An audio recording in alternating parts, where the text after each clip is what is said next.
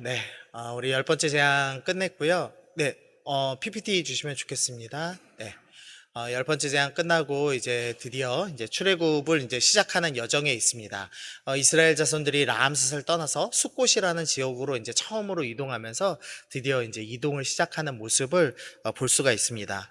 하나님께서는 430년 동안에 이 이스라엘 백성들, 이 노예살이하던 민족들을 그 부르짖음을 들으시고 이들을 구원하셨습니다. 특별히 10가지 재앙을 통해서 이집트에 있는 그 악한 신들, 그들이 헛것임을 증명하시며 또 이집트에 있는 모든 신들과 그 우상 숭배자들을 심판하시며 하나님께서 참신이심을 드러내시며 드디어 이제 이스라엘 자손을 데리고 이제 출애굽을 떠나는 지금 모습을 볼 수가 있습니다. 근데 여기서 이제 두 구절이 좀 이상합니다. 이제 하나는 출애굽기 12장 38절에 수많은 잡족이 함께하였다라는 구절이 조금 독특하고요. 또 하나는 이스라엘 백성을 여호와의 군대라고 부르는 장면이 조금 어색합니다. 그래서 이 두 단어를 이제 좀 함께 좀 살펴보면 좋겠습니다. 먼저는 수많은 잡족입니다. 이스라엘 백성이 출애굽을 할 때 이스라엘만 출애굽한 것이 아니라 잡족들, 그러니까 이스라엘 민족, 아브라함의 육적 자손이 아닌 다른 이민족들이 섞여서 함께 지금 출애굽을 했다라고 지금 설명을 하고 있습니다. 잡족의 대표적인 예는 이 민수기 12장 1절에 보면 모세가 구스 여자를 취하였다라는 구절이 나옵니다.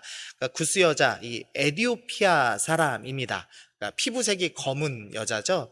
근데 모세가 아마도 이제 십보라가 아마 죽었던 것 같습니다. 그래서 두 번째 이제 사별 이후에 다시 장가를 드는 거죠. 그래서 구스 여자를 취했는데 이제 이때 구스 여자는 이스라엘 사람이 아닙니다. 그러니까 지금 이스라엘이라고 부르는 공동체는 잡족이 함께 가고 있구나라는 것을 알 수가 있습니다. 또 잡족의 예는 민수기 13장에 보면은 유다 지파에서는 여분네 아들 갈렙이요라는 이제 말씀이 있는데요. 갈렙은 이스라엘 사람인데 왜 넣어놨지 생각하실 수 있는데 갈렙의 이름이 뜻이 개입니다. 멍멍이. 그래서 아마도 그 에돔 지파 쪽 이름으로 생각을 합니다. 학자들은. 그러니까 갈렙도 이방 지파였을 가능성이 매우 높습니다. 그래서 이 수많은 잡족이 함께하였다라는 게 단순히 그냥 출애굽을 시작했다. 그래서 애굽 밖으로 나갔다라는 표현이 아니라 하나님의 그 일하심을 보고 나도 하나님 믿겠습니다 해서 포함된 사람들, 이민족이었다가 포함된 사람들이 있다라는 설명을 지금 하고 있는 겁니다. 그래서 우리의 생각처럼 이스라엘은 아브라함의 육적 자손이 중심이 된 민족 공동체가 아니라 이스라엘은 처음 출발점부터 신앙 공동체로 출발했구나라는 것을 알 수 있는 구절입니다. 성경에서는 계속해서 하나님께서 이방 민족들, 절대 하나님의 복음에 참여할 수 없는, 자격이 없는 그런 민족들까지 하나님께서 받아들이시는 모습이 나오죠.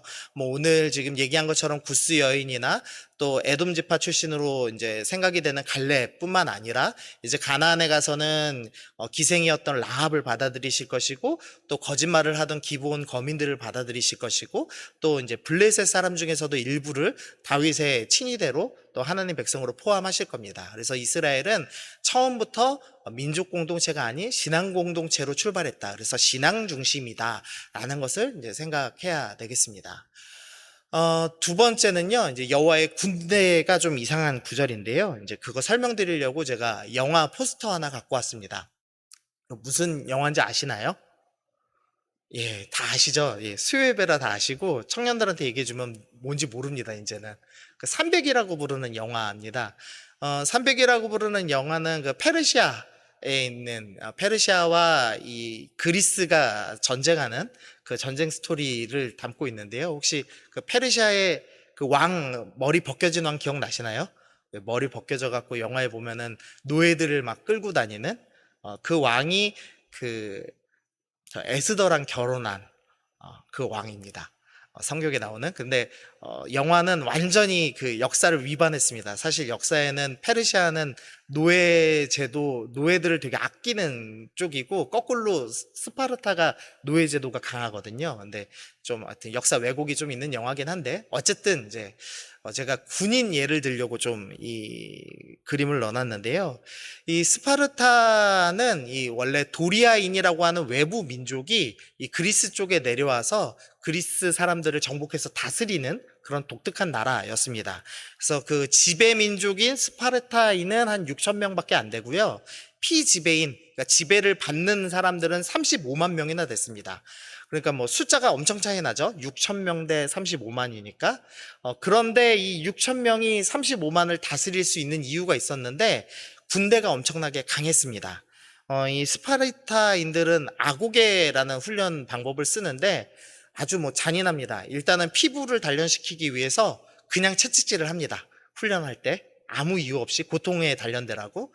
그리고 이제 나이가 일정 기간 차면 소년 나이 때쯤 되면은 들판에다가 던져놓습니다. 늑대가 돌아다니는 들판에다 던져놓고 살아서 돌아오는 아이들만 군대로 육성을 합니다. 뭐 엄청난 훈련을 하는 거죠. 그래서 실제로 이 300 전투에 나오는 그 테르모필레 전투에서 보면은 아주 좁은 길에 스파르타 300명의 군대와 이 페르시아의 100만 군대가 대결을 하거든요. 근데 실제 역사에 의하면 일주일 동안 300명이 막았다고 합니다. 그러니까 페르시아가 뚫지를 못했습니다. 그랬다가 나중에 이 뒤로 돌아가는 새끼를 발견해가지고 양쪽에서 공격을 해서 물리치죠. 어쨌든 이 스파르타에 나오는 저 근육질의 멋진 사람들이 사실은 진짜 군대라고 할 수 있습니다. 근데 오늘 본문에 보면 하나님께서 군대라고 지금 부르시죠, 이스라엘을. 근데 과연 이스라엘이 군대라고 불릴만 한가에 대해서 좀 생각을 해보려고 합니다. 말씀 하나 보시면은요, 출애굽기 13장 말씀인데, 바로가 백성을 보낸 후에 블레셋 사람의 땅의 길은 가까울지라도 하나님이 그들을 그 길로 인도하지 아니하셨습니다. 그리고 파란색 글씨만 보면 이 백성이 전쟁을 하게 되면 마음을 돌이켜 애굽으로 돌아갈까 하였음이라. 무슨 말이냐면은요, 요 지금 맨 위에 보이는 빨간색 길이 이 성경에 나오는 지금 블레셋 사람의 땅의 길이라고 표현된 길입니다. 성경학자들이 해변길이라고 부르는 이 지중해를 쭉 따라 올라가는 길이죠. 근데 이 길은 완만하고 이 이스라엘로 가는 가나안 땅으로 들어가는 가장 빠른 길입니다. 그런데 하나님께서 출애굽을 하면서 라암셋에서 해변길로 인도하시지 않고 물이 없는 광야길, 일반적으로 사람들이 다니지 않는 무용로가 전혀 만들어져 있지 않은 이상한 길로 지금 인도를 하셨습니다. 그런데 그 이유가 뭐냐면 전쟁을 하면 백성들이 돌아갈까였습니다. 이 해변길은 길이 잘 돼 있었기 때문에 곳곳에 요새가 있었습니다. 그래서 이집트 사람들도 요새를 짓고 있고 또 가나안 사람들도 요새를 짓고 있습니다. 그러니까 만약에 이스라엘 사람들이 지나가려면 먼저는 이집트의 최정예병을 이겨야 되고 그 다음에는 또 가나안의 최정예병을 이겨야지만 지나갈 수 있는 길이었습니다. 근데 문제는 이스라엘은 단 한 번도 군사적인 훈련을 받아본 적이 없는 사람들이죠.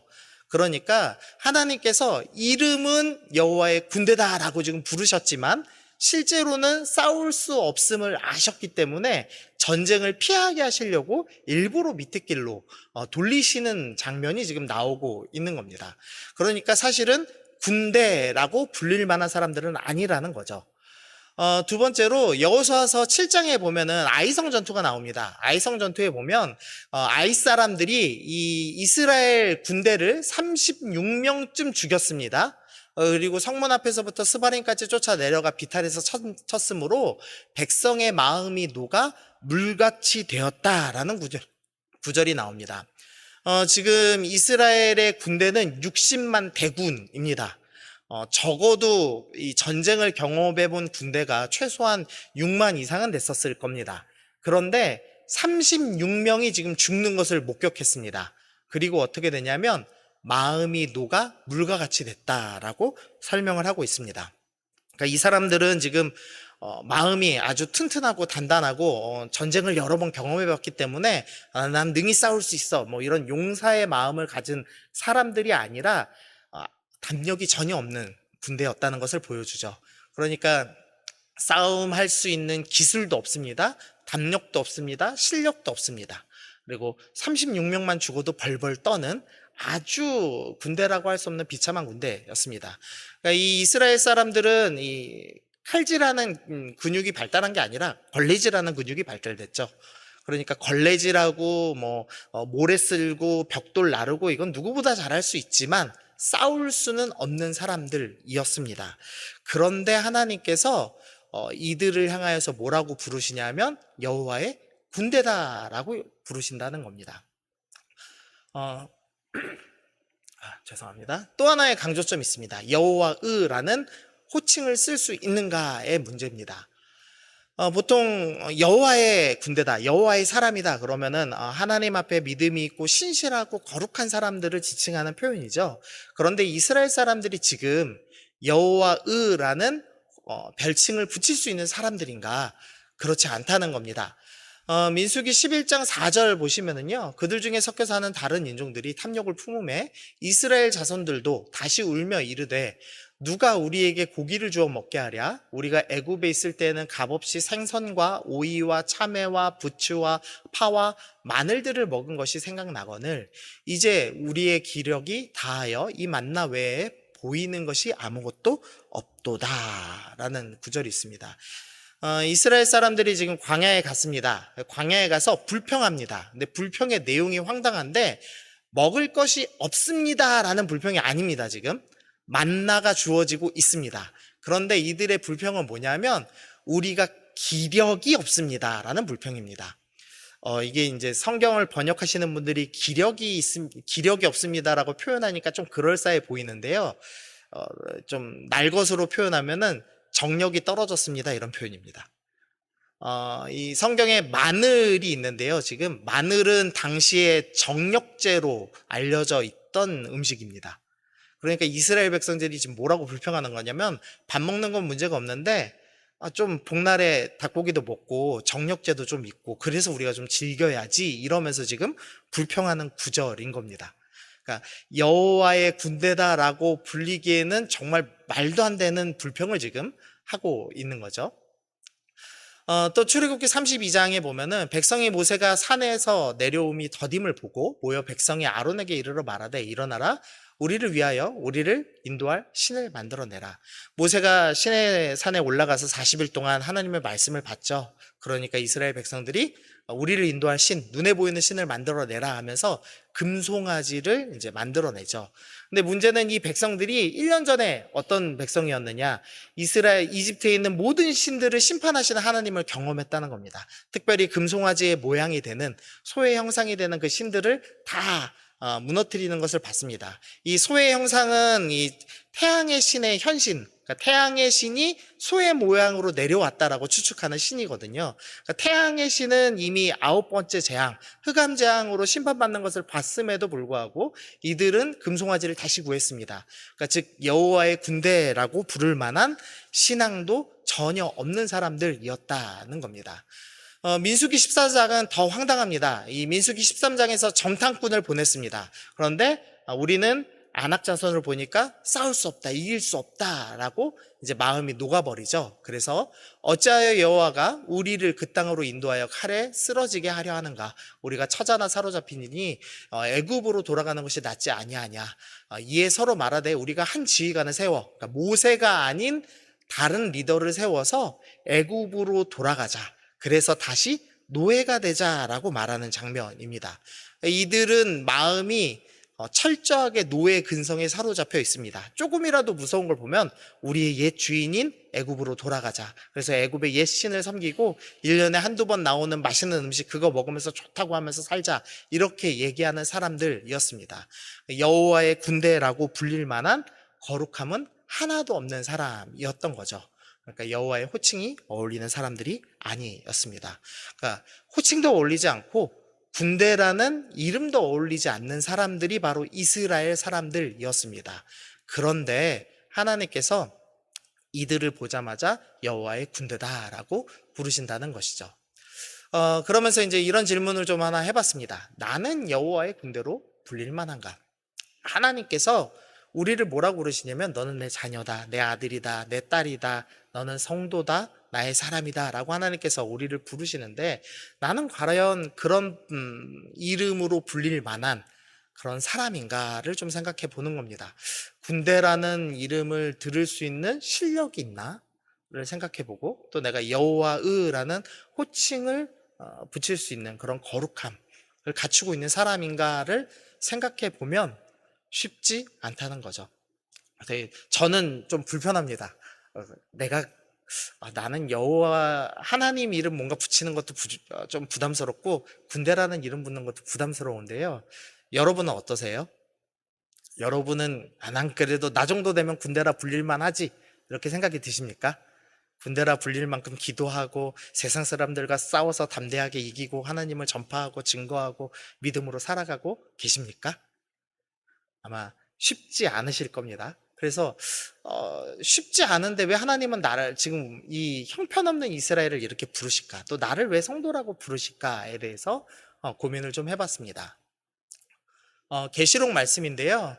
하늘에 있는 군대들이 희고 깨끗한 세마포 옷을 입고 백마를 타고 그를 따르니라. 지금 하늘에 있는 군대, 정말로 하나님의 군대가 나타났습니다. 이 마지막 때에 일어나는 하나님의 군대죠. 이 하나님의 군대가 그럼 무슨 일을 하고 있는가를 좀 볼 겁니다. 우리가 생각할 때는 여호와의 군대다라고 이름 불릴 만한 사람들은 어떤 일을 해야 되냐면, 사탄을 물리치고 말씀의 검을 들고 사탄을 물리치고 승리하고, 그래서 하나님께 승리를 돌려드리는 그런 위대한 군대가 돼야 될 것 같습니다. 그런데 본문에서는 그런 모습이 전혀 안 등장합니다. 우리 15절 말씀 읽어보겠습니다. 시작. 그의 입에서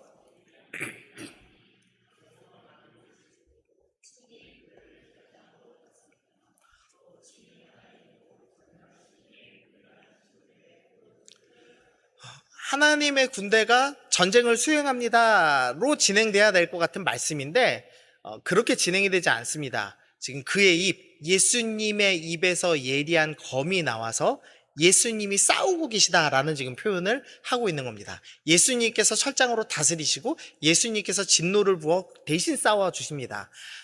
그래서 그 다음 구절들 보시면, 19절에 보면 굵은 글씨만 보시면은요, 지금 짐승들과 땅의 임금들, 그리고 그 악한 하나님을 대적하는 군대가 다 일어났습니다. 일어나서 그의 군대와 더불어 전쟁을 일으키다가 어떻게 되죠? 짐승이 잡히는 것으로 끝납니다. 그러니까 하나님의 군대가 모였습니다. 그리고 이제 리더이신 예수님이 서 계십니다. 그래서 전쟁 시작해서 치열하게 싸워서 이 하나님의 군대된 성도들이 실력을 드러내고 멋지게 싸워 이기고 승리하고 예수님께 승리를 바치는 장면이 아니고, 전쟁을 시작하자마자 짐승들이 잡히는 것으로 끝납니다. 그리고 21절 보시면 그 나머지는 말탄 자의 입, 예수님의 입에서부터 나오는 말씀의 검으로 심판받고 끝나는 것으로 정리가 됩니다. 그러니까 우리가 생각할 때 여호와의 군대는 아주 믿음으로 잘 싸우는 아주 승리자들 이렇게 생각하지만, 실제 성경에는 예수님께서 다 싸우신다, 너희가 싸울 거 없다라고 말씀하신다는 거죠. 그럼 하나님의 군대는 뭘 하는가? 하늘에 있는 군대는 희고 깨끗한 세마포 옷을 입고 있습니다. 이들이 하는 일 딱 하나인데 옷 입은 겁니다. 깨끗한 옷 입는 겁니다. 거룩한 옷 입는 겁니다. 하나님의 군대는 거룩한 옷을 입어야 합니다. 아멘? 예. 근데 이제 이렇게 적용하면은 이것도 마음이 어렵죠. 내가 과연 거룩한가? 안 거룩하죠. 그게 문제입니다. 계시록 7장 14절 보니까요, 내가 말하기를 내 주여 당신이 아시나이다 하니 그가 나에게 이르되 이는 큰 혼란에서 나오는 자들인데 어린 양의 피에 그 옷을 씻어 희게 하였느니라. 이 흰 옷은 어떻게 입게 되었냐? 그들이 거룩한 행위를 하여서 옷이 깨끗해졌습니다 라고 성경이 이야기하지 않습니다. 뭐라고 표현하냐면 어린 양의 피로 씻겨졌습니다. 그러니까 우리가 옷을 빨아서 거룩한 행위를 하여서 정결케 됐습니다 라고 말하지 않고, 예수님께서 우리를 정결하게 하셨습니다 라고 표현합니다. 또 에스겔서 36장 보면 맑은 물을 너희에게 뿌려서 너희로 정결하게 하겠다라고 합니다. 너희가 믿음이 좋아서 예수님 앞에 나오면 정결해질 것이다 라고 말씀하는 것이 아니라, 너희는 나와서 스스로 정결해질 수 없으니 내가 너희에게 맑은 물을 뿌리겠다라고 말씀을 하죠. 이어서 26절에 보면 또 새 영을 너희에게 두고 새 마음을 너희에게 주되 너희 육신에서 굳은 마음을 제거하고 부드러운 마음을 줄 것이다. 너희 힘으로는 스스로 너희의 굳은 마음을 제거할 능력이 없으니 내가 너희에게 새로운 영을, 새로운 마음을 주어서 너희의 굳은 마음을 부드럽게 해주겠다라고 말씀을 하고 있습니다. 그러니까 거룩하게 되는 것도, 굳은 마음이 부드러워지는 것도 내 힘으로 하는 것이 아니라 온전히 하나님께서 해주시는 것입니다라는 것이죠. 시편 51편에는 밧세바와 간음 동침한 후에 이제 다윗의 노래가 나옵니다. 다윗이 왕궁을 거닐고 있었습니다. 이 왕궁 옥상 꼭대기에서 이렇게 산책을 하고 있는데 이 앞에 있는 집에서 목욕을 하고 있는 밧세바를 보았습니다. 근데 이 밧세바가 뭐 학자들에 의하면 3대 미녀였다라고 합니다. 그 이삭과 결혼했던 리브가, 그리고 야곱과 결혼했던 라헬, 그리고 밧세바, 이게 한 3대 미녀가 아닌가 이제 이렇게 추측을 합니다. 어쨌든 이 밧세바를 봤습니다. 그리고 마음이 동했습니다. 그래서 동침을 하죠. 그리고 이 밧세바의 남편이었던 우리아를 죽입니다. 그리고 그 죄가 이제 선지자 나단에 의해서 다 드러납니다. 드러나고 나서 이제 시편 51편에서 회개 기도를 하는 겁니다. 물은 나는 내 죄가를 아오니 내 죄가 항상 내 앞에 있나이다. 다윗이 지금 뭐라고 고백하냐면 내가 나의 죄를 다 돌아보니까 내 마음에 죄가 항상 있었습니다 라는 것을 깨달은 겁니다. 근데 지금 이 범죄를 했을 때만 죄가 있는 것이 아니라 5절에 보니까 내가 죄악 중에 출생하였습니다 라는 고백을 합니다. 내가 내 죄의 근원이 어디 있었지? 계속 돌려보니까 내가 20살 때 골리앗을 죽이고 승리하고 믿음으로 주님께 영광 돌릴 때 내가 죄가 있었나 없었나 생각해보니까 죄가 있더라는 거죠. 그럼 더 옛날에 내가 하나님께 기름 부음 받을 때 그 어린 시절 목자로 살았을 땐 내가 죄가 없었나? 난 죄가 있었구나. 더 옛날에 돌려봤더니 나는 죄가 없었던 순간이 하나도 없었구나. 나는 죄 중에서 태어난 사람이구나 라는 것을 깨달았습니다. 그래서 다윗이 이렇게 고백합니다. 하나님이여 내 속에 정한 마음을 창조하여 주옵소서라고 고백을 합니다. 다윗이라는 사람은 정말 대단한 사람이었습니다. 용기로 따지면 하나님의 이름이 더럽혀지는 것을 보고 골리앗 앞에 가서 골리앗과 싸우는 소년이었습니다. 용기와 담력이 있는 사람이었습니다. 그리고 언약궤를 메어서 예루살렘 성 안에 들여놓을 때, 언약궤가 들어올 때 하나님 앞에서 기뻐서 자기의 체면을 다 내려놓고 옷이 벗겨지는지도 모르고 춤추던 성경에서 가장 뛰어난 예배자 중에 한 명이었습니다. 또 뿐만 아니라 다윗은 자기가 직접 세우는 성전이 아니라 자기 자식이 세워야 되는 성전을 위해서 10만 달란트를 준비했습니다. 지금으로 따지면 한 1,000조쯤 됩니다. 어마어마한 돈이죠. 근데 그것을 다 하나님께 헌금할 만큼 마음이 있던 사람이었습니다. 근데 그 사람이 뭐라고 고백하는 거냐면 나는 스스로 거룩할 수도 없고 죄가 없었던 적도 한 번도 없고 그래서 하나님께서만 나에게 새 마음을 창조하실 수 있구나라고 고백을 하고 있는 겁니다. 예 하나만 더 들죠. 고린도 교회입니다. 고린도 교회는 분쟁이 있었습니다.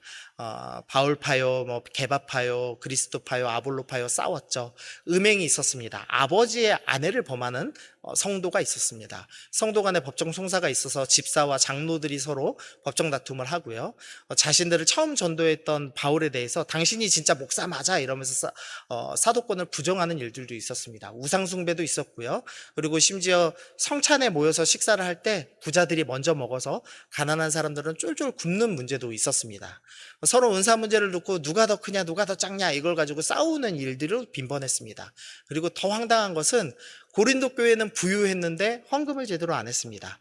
가난한 마케도니아에 있는 교회들은 헌금을 하는데 고린도 교회는 헌금을 하지 않는 일들이 있었습니다.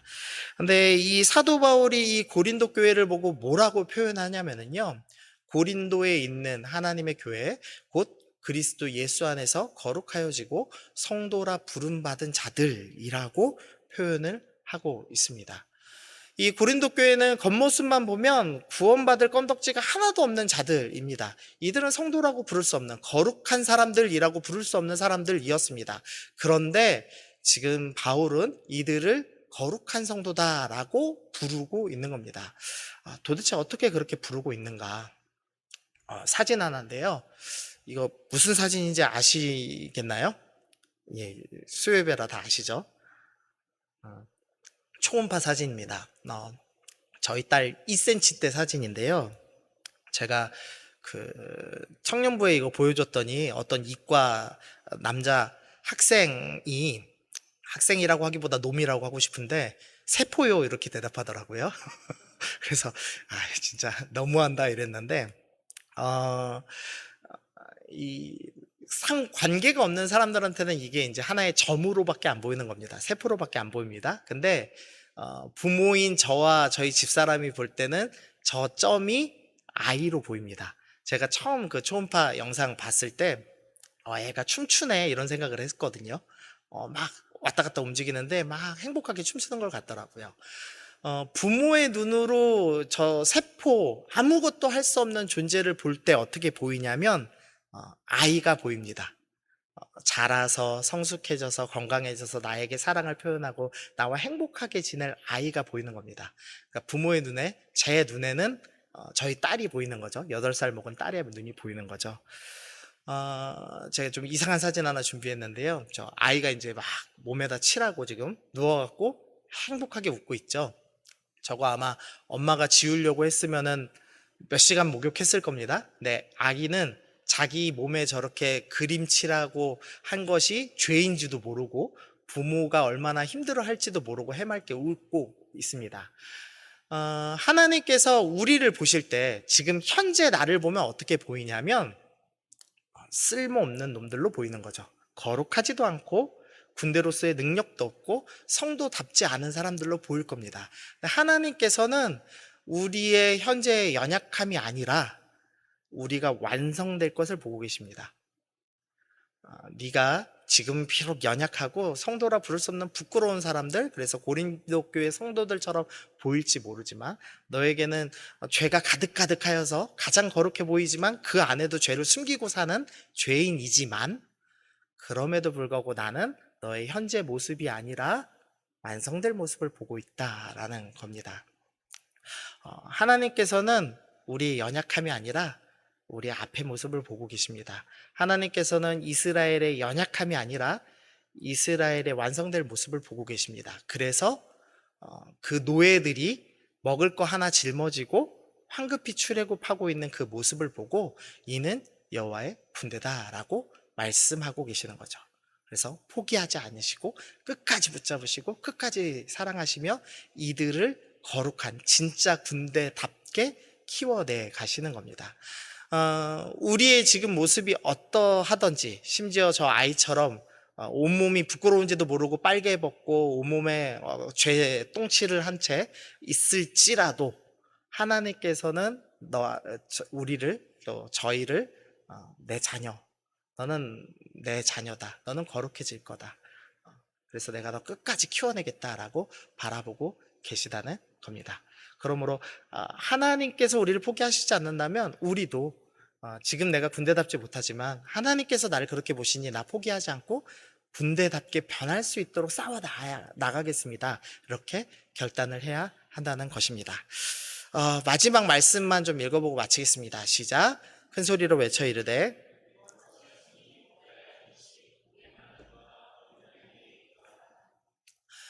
계시록에서 여호와의 군대가 하는 유일한 일입니다.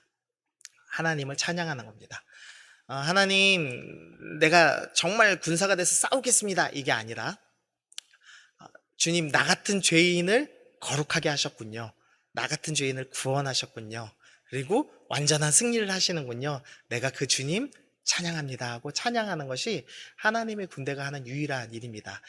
우리가 이 땅에서 해야 될 것이 있다면 내 실력을 더 드러내려고 애쓰면서 싸우고 거룩해지려고 발버둥 치다가 넘어지는 것이 아니라 하나님께서 나를 거룩하게 하시고 나를 새롭게 하시고 결국에는 주의 자녀 삼으실 것이니 하나님 더욱 신뢰하며 믿음의 눈을 들어서 하나님 바라보고 하나님 나를 바꾸실 것입니다. 내가 하나님 찬양하며 동행하며 한 걸음씩 걷겠습니다. 나는 끝까지 하나님 신뢰합니다 하면서 믿음의 고백을 하며 찬양하며 나아가는 것이 우리의 유일한 할 일이다 라고 생각을 합니다.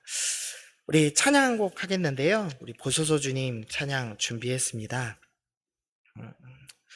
가사 좀 띄워주시면 부소서주님 나의 마음엔 선한 것이 하나 없습니다. 지금 제 마음엔 선한 것이 하나도 없지만 주님께서 나에게 오셔서 새로운 마음을 주시고 사랑을 가르치시고 날 빚어주실 것을 내가 믿습니다. 그래서 내가 주님의 거룩한 성도가 될 것을 믿습니다. 우리 그런 마음으로 우리 함께 찬양하며 나아가겠습니다.